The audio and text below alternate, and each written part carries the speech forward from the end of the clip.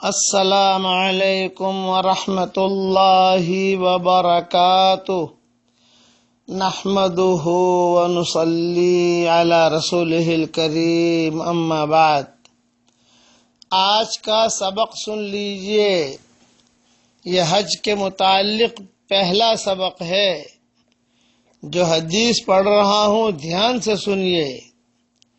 حضرت محمد صلی اللہ علیہ وسلم کا ارشاد ہے کہ جب حاجی لبیک کہتا ہے تو اس کے ساتھ اس کے دائیں اور بائیں جو پتھر، درخت، ڈھیلے وغیرہ ہوتے ہیں وہ بھی لبیک کہتے ہیں، اور اسی طرح سلسلہ زمین کے منتہا تک یہ سلسلہ چلتا ہے۔ یہ حدیث ترمذی شریف میں ہے۔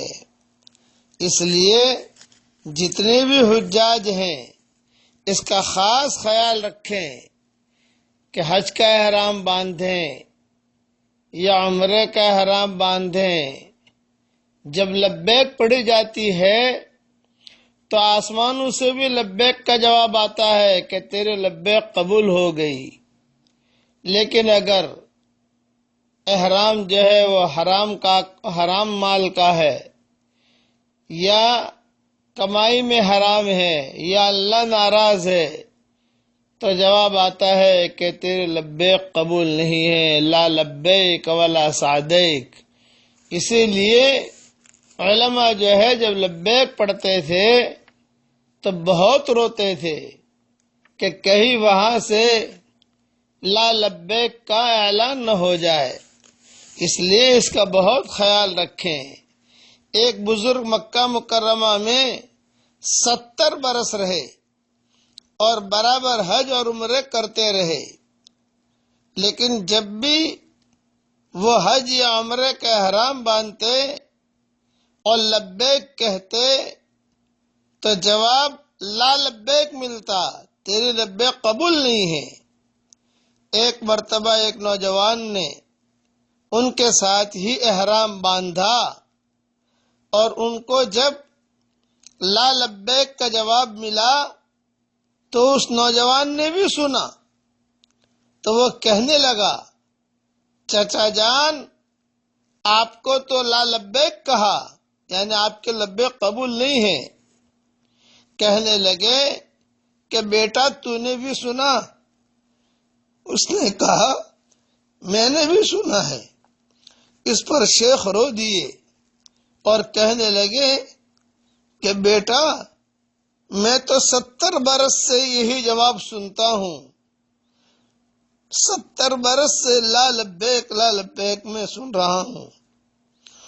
پھر اس نوجوان نے کہا کہ جب آپ کے لبیک قبول نہیں ہیں تو آپ اتنی مشقت ہمیشہ کیوں اٹھاتے ہیں؟ شیخ نے کہا بیٹا اس کے سوا اور کون سا دروازہ ہے جس کو پکڑ لوں، اور اس کے سوا اور کون میرا ہے جس کے پاس جاؤں؟ میرا کام تو کوشش کرنا ہے، وہ چاہے رد کرے یا قبول کرے۔ بیٹا غلام کو یہ بات اچھی نہیں لگتی کہ وہ اتنی بات کی وجہ سے آقا کے دروازے کو چھوڑ دے۔ یہ کہہ کر شیخ رو پڑے، حتیٰ کہ آنسو سینے تک بہنے لگے۔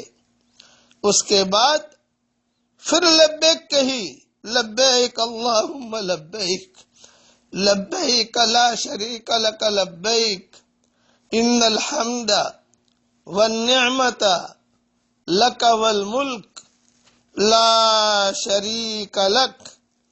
جب یہ لبیک کہی تو فوراً آسمان سے آواز آئی، ہم نے تیری لبیک کو قبول کر لیا، اور ہم ایسا ہی کرتے ہیں ہر ایک شخص کے ساتھ جو ہمارے ساتھ حسن ظن رکھے، بخلاف اس کے جو اپنے خواہشات کا اتباع کرے اور ہم پر امیدیں باندھے۔ جوان نے جب یہ جواب سنا کہنے لگا چچا تم نے بھی یہ جواب سنا؟ شیخ یہ کہہ کر کہ میں نے بھی سن لیا، اتنے روئے کہ چیخیں نکل گئی۔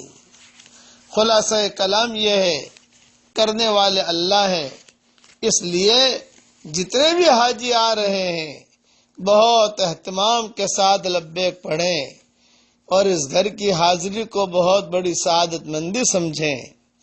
اگلا سبق انشاءاللہ میں کل دوں گا حج کے متعلق۔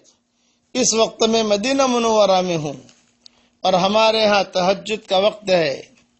میں دعا کرتا ہوں کہ جتنے بھی حاجی حاضر ہوئے ہیں اللہ تعالی ہم سب کے لبیک کو قبول فرمائے، اللہ تعالی ہم سب کے حج کو قبول فرمائے، اور جتنے مسلمان دنیا میں مرد اور عورتیں ہیں ان کی تمنائیں ہیں حج کرنے کی۔ یہ میری مدینہ منورہ کی تہجد کے وقت کی دعا ہے کہ اللہ تعالیٰ سب مسلمانوں کو حج کرنے کی اللہ توفیق عطا فرمائے، مرد ہو یا عورتیں ہوں ان کے لیے اللہ تعالیٰ انتظام فرمائے، اور قیامت تک کے آنے والی ہماری نسلوں کو قرآن سے اور دین سے اور حرمین شریفین سے جوڑ دے۔ آمین آمین یا رب العالمین۔ والسلام علیکم ورحمۃ اللہ وبرکاتہ، وآخر دعوانا ان الحمد للہ رب العالمین۔